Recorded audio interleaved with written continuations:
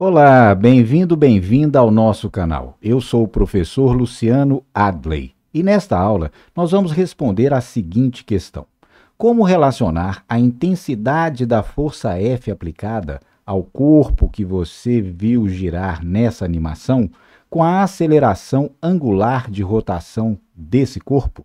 Você sabe a resposta? Então vá pensando aí que eu responderei já já.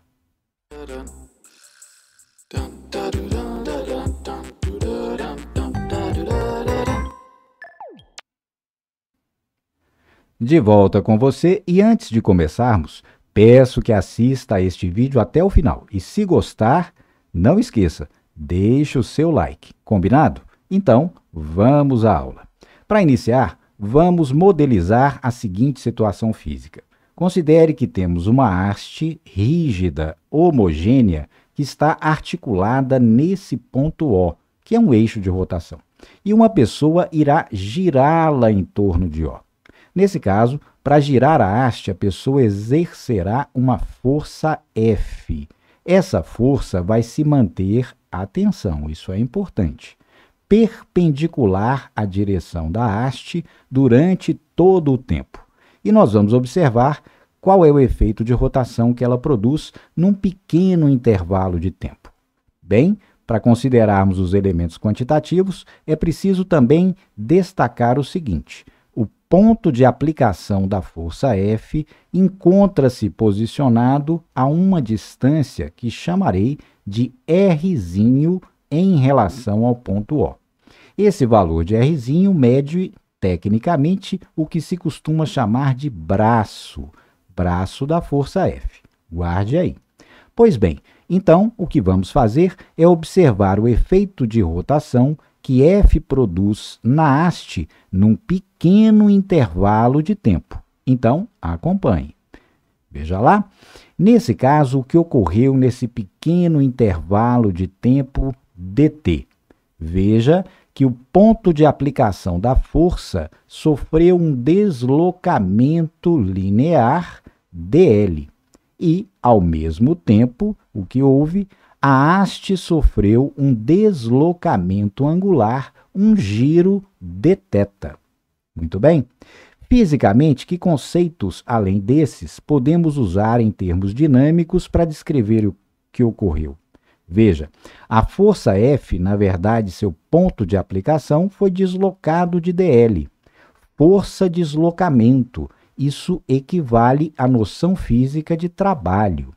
E, ao mesmo tempo, a haste que estava inicialmente em repouso entrou em movimento. Portanto, adquiriu energia cinética, porém, claro, energia cinética de rotação nesse caso. Então, temos trabalho e energia cinética. Desse modo, podemos escrever a seguinte relação física. O trabalho que chamarei de dW, realizado nesse pequeno intervalo de tempo dt, equivale a um acréscimo, um aumento dEc no valor da energia cinética de rotação da barra. Na verdade, é a relação trabalho-energia cinética que você certamente já conhece de outras videoaulas. O trabalho produzido equivale à variação, nesse caso, um acréscimo, um aumento na energia cinética de movimento do corpo. Nessa situação, a energia cinética envolvida, como destacamos, é a energia cinética de rotação. Muito bem? Colocando em termos matemáticos, teremos lá, veja, o trabalho realizado no intervalo de tempo dt é igual, equivale à variação de energia cinética produzida, que estou representando por dEc. Muito bem? Se isso é, então, correto, podemos escrever a seguinte igualdade equivalente. dW dividido por dt é igual a dEc dividido por dt. Correto? Agora, veja, dW, trabalho, como disse mais cedo, força-deslocamento. Então, podemos medir o trabalho dW feito pela força F nessa rotação, veja lá, como sendo o produto F vezes dL. Trabalho, força vezes deslocamento, nas condições em que estamos tratando. Substituindo na nossa igualdade, teremos do lado esquerdo no numerador. No lugar de dW, F vezes dL, dividido por dt, igual a dSc dt. Correto? Mas um detalhe ainda. Note que dL, o deslocamento linear feito pelo ponto de aplicação da força F, é exatamente o comprimento de um arco, cujo raio é Rzinho e cujo ângulo central é dθ. Nós já conhecemos uma relação entre esses elementos. Lembra-se? Comprimento do arco, dl, igual ao seu raio, Rzinho, vezes o ângulo central, dθ. Portanto, no lugar de dl, podemos substituir essa relação equivalente e assim teremos F vezes dl, F vezes r dθ, dividido por dt, igual, do lado direito, a dSc dt. Nossa relação número 1. Agora, devemos desenvolvê-la para obtermos uma relação dinâmica mais geral. Como desenvolver a relação número 1? Note que temos aqui um termo já conhecido, dθ dt. Você se lembra? Dθ dt, derivada da posição angular ou deslocamento angular em relação ao tempo, é exatamente a velocidade angular ômega, atingida pela haste após sofrer a rotação. Desse modo, nossa relação fundamental número 1 se torna lá, do lado esquerdo, F vezes R vezes ômega. Do lado direito, dSc dt. Agora é hora de interpretar dSc dt matematicamente. dSc dt, na verdade, é derivada da energia cinética em relação ao tempo. Lembra-se? dSc dt, derivada temporal da energia cinética de rotação. Você se lembra? Como calculamos a energia cinética de rotação? Em outra videoaula, depois você localize aí no canal, a energia cinética de rotação é exatamente I ômega quadrado dividido por 2. E esse I, você se lembra, é a grandeza física definida como momento de inércia do corpo que entra em rotação.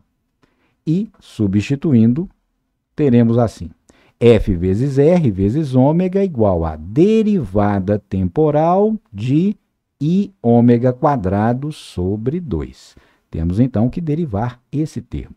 Mas antes, atenção, o valor de I, momento de inércia, é uma característica do corpo, da sua geometria de distribuição de massa, em relação a um dado eixo, um eixo fixo. 2, claro, fator constante. Portanto, ambos, I e o fator 2, podem deixar o termo que está sendo derivado. Então, veja lá como fica. F vezes R vezes ômega, à esquerda, igual a I sobre 2 vezes derivada temporal de ômega quadrado. É o que resulta. Assim, desenvolvendo, teremos lá F vezes R vezes ômega igual a I sobre 2 vezes. Aqui, suspense, muito cuidado. A tendência é que escrevamos que a derivada de ômega quadrado seja somente 2 ômega. Mas cuidado, cuidado, muita atenção. Aqui é necessário usarmos a chamada regra da cadeia, que você estudou lá no seu curso de cálculo 1. Então, veja, ômega é função do tempo. Ômega muda com o tempo. E, além disso, ômega está elevado ao quadrado. Então, temos quadrado de uma função. Isso é função de função, que exige como derivada a regra da cadeia. E o que essa regra nos diz? Que devemos derivar a função, vamos chamar de externa, quadrado de, e isso resulta 2 ômega. Quadrado de x, derivada 2x. Porém, temos que derivar também o argumento original, a função, vamos chamar de interna. Portanto, derivada de ômega em relação ao tempo. Assim, a derivada completa de ômega quadrado, usando a regra da cadeia, uma vez que ômega é também função do tempo, também deve ser derivada. Então, teremos 2 ômega vezes d ômega dt. Lembrou-se aí? Regra da cadeia. Pois bem, agora note que temos fatores comuns que podem ser cancelados. Podemos cancelar o ômega e o fator comum 2. E essa relação resulta simplificada quando nós interpretamos, veja lá, quem é d ômega dt. Agora é derivada da velocidade angular em relação ao tempo. E essa derivada é exatamente a aceleração angular de rotação. Assim, veja, nossa relação fundamental se torna extremamente compacta. Do lado esquerdo teremos F vezes R, igual a I vezes aceleração angular. Essa é a relação fundamental dinâmica da rotação. Mas aqui temos um termo que foi definido previamente pelos físicos, o produto F vezes Rzinho, lá do nosso esquema.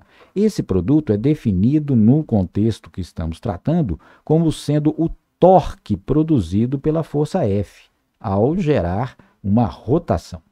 Esse torque costuma ser representado pela letra grega tau, e desse modo o lado esquerdo é traduzido como torque, e, portanto, a nossa relação fundamental se torna da forma 2.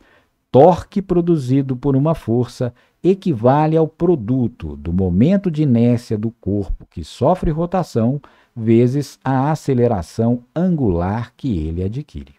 Desse modo, se conhecermos a força e o seu braço, conheceremos o torque. Conhecendo o momento de inércia, teremos então, finalmente, qual a aceleração angular de rotação de um determinado corpo. Vamos aplicar essa ideia num problema concreto? Acompanhe lá. Um operário gira de 90 graus em torno de um ponto O e no plano horizontal uma haste metálica de massa 240 kg e comprimento 5 metros que estava inicialmente em repouso. É o esquema que temos aqui na nossa imagem 1. Acompanhe. Então, temos o operário que exerce uma força F a uma distância Rzinho do ponto O, Rzinho é o seu braço, e como ação de F resulta um torque que produz deslocamento angular na haste. E esse deslocamento angular é de valor igual a 90 graus. Com base nessas informações, o que queremos conhecer? Calcule a velocidade angular da haste ao se completar a rotação, ou seja, quando a haste girar de 90 graus. E também qual é o tempo gasto nessa operação. Adote força aplicada pelo operário, 75 newtons, e o braço da força, o valor de Rzinho, nesse caso, 4 metros. Muito bem, vamos resolver o problema, encontrar a velocidade angular e o tempo gasto na operação de rotação em 3 etapas. Qual é a primeira? Imagine aí. Exatamente, a primeira etapa é encontrarmos a aceleração angular que a haste sofre. É essa aceleração angular que determinará sua velocidade angular final e quanto tempo foi gasto na sua rotação. Pois bem, hora de aplicarmos a relação fundamental que acabamos de obter. O torque tal produzido pela ação da força F igual a momento de inércia do corpo, da nossa haste, vezes a aceleração angular que ela irá adquirir. Então, precisamos conhecer o momento de inércia da haste. Você se lembra?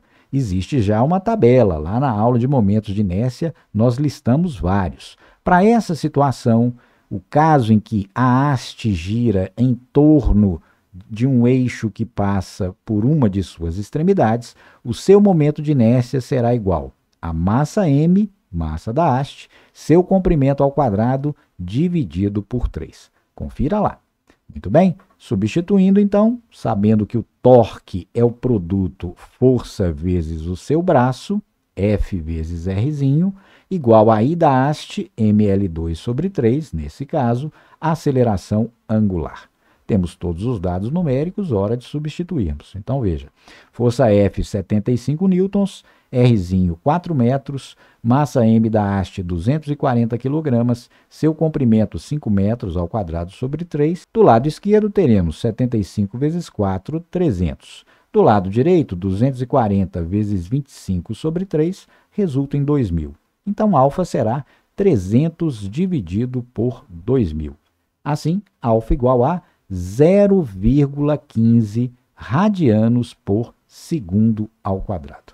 Essa, portanto, é a aceleração de giro, de rotação da haste.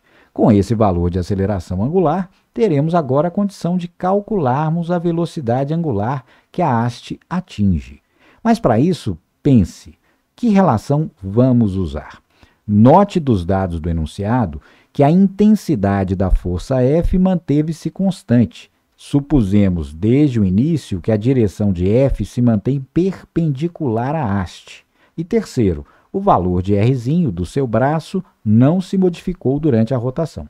Tudo isso para dizer que o produto FR não se altera, o torque não é modificado. Se o torque não se altera, a aceleração angular também não, ela se mantém constante. Ora, para casos de aceleração constante, nós temos a relação de Torricelli-versão angular, que pode ser aplicada aqui. Velocidade angular final ao quadrado, inicial ao quadrado, 2 vezes aceleração angular, deslocamento angular, delta θ. Lembrou-se? Pois bem, qual é o valor da velocidade angular inicial da haste? Ela estava em repouso, portanto, ômega0 é 0. E o deslocamento angular delta θ? Note que no início a haste encontrava-se nessa posição, que poderemos considerar, claro, como posição angular θ igual a 0. Após algum tempo, ela se desloca para a posição angular θ igual a 90 graus. Portanto, Δθ, deslocamento angular nesse caso, é 90 graus. Ora, 90 graus, como sabemos, π sobre 2 radianos. Sempre aqui no sistema internacional.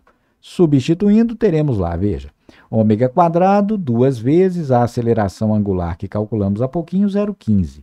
Δθ, π sobre 2. Π é π, 3,14 aproximadamente, dividido por 2. Fazendo esse produto, obtemos então aproximadamente 0,41, com 2 algarismos significativos. Então, ômega é raiz de 0,41 e isso resulta ômega aproximadamente 0,68 radianos por segundo. Então, essa é a velocidade angular final atingida pela haste após ser girada de 90 graus. Falta um item, você se lembra? O terceiro item é qual o tempo gasto na rotação. Como estamos considerando a aceleração angular constante, podemos usar a relação que já temos prontinha. Velocidade angular final, inicial, mais aceleração angular vezes tempo. Substituindo, teremos velocidade angular inicial, 0. A velocidade angular final, acabamos de obter 0,68. E a aceleração angular, já conhecíamos também, 0,15. Então, o tempo t, 0,68 dividido por 0,15, resulta em t aproximadamente 4,5 segundos. Esse foi, portanto, o tempo gasto na rotação de 90 graus sofrida pela haste. Viu aí? A relação fundamental nos permite, portanto, tratar da dinâmica de rotação. E para finalizarmos a nossa aula, agora é hora de generalizarmos essas ideias. Vamos fazer isso no esquema aqui da nossa imagem número 2. A situação que analisamos foi uma força F1, cujo braço em relação a um dado ponto O, um eixo que passa pelo ponto O, igual a R1, produz um torque, consequentemente, dependendo do momento de inércia do corpo, um certo valor de aceleração angular. Isso é a nossa relação fundamental que até aqui usamos. Torque igual a I-alfa. Mas agora pense, nesse caso, usamos apenas uma força durante a rotação. Mas suponha que uma segunda força, por um outro operário, por exemplo, fosse simultaneamente aplicada ao corpo, uma força F2, cujo braço em relação ao mesmo eixo O seja R2. Como trabalharmos com a nossa equação fundamental? Ora, cada força, podemos imaginar, produz o seu torque. Força 1, torque 1, tal 1. Força 2, torque 2, tal 2. Então, podemos usar a ideia de que Torque 1 mais torque 2, nessa situação, equivale ao produto momento de inércia vezes aceleração angular do corpo que irá entrar em rotação. Mas aí temos um cuidado a tomar. Qual é o cuidado com os sentidos de rotação? Note que o torque produzido pela força 1 tende a girar o corpo nesse sentido. Esse sentido corresponde a um deslocamento angular positivo. Por isso, podemos considerar que o torque τ1 é positivo. Porém, note agora o que acontece com o torque produzido pela força F2. O que ele tende a fazer? Ele tende a produzir um giro, uma rotação no sentido horário. Esse sentido horário é o sentido dos deslocamentos angulares negativos. Por isso, o torque produzido pela força 2, nessa situação, τ2, deve ser tratado com sinal negativo. E dessa maneira, a nossa equação fundamental ficaria, veja lá, torque 1, seu valor, F1R1. Torque 2, seu valor, seu módulo, sua intensidade, F2R2. Porém, devemos, pelo que acabamos de analisar, considerar os sinais que indicam sentidos. O sinal, sentido do torque 1, positivo, porque produz deslocamento angular positivo. Torque 2, seu sinal, seu sentido, negativo, porque produz deslocamento angular nesse sinal negativo. Igual a I vezes alfa, portanto. Muito bem? E o que fizemos, então, do lado esquerdo? Nós fizemos um somatório, uma soma algébrica dos torques aplicados ao corpo. Se tivéssemos, além de F1, F2, F3, F4, Fn, o que devemos fazer? Somar os torques individuais de todas essas forças, considerando o seu sentido, ou seja, o seu sinal algébrico, se positivo ou negativo, conforme o sentido de rotação que tendem a produzir. Então, a lei geral começa a se formar. Somatório de todos os torques igual ao produto momento de inércia vezes aceleração angular.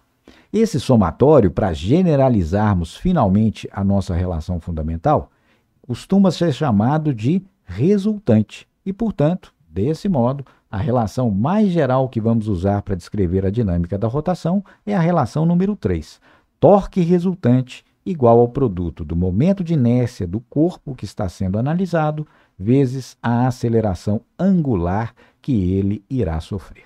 Muito bem? Então, registre aí. A relação número 3 é aquela que usamos para descrever as aplicações mais gerais envolvendo a dinâmica da rotação.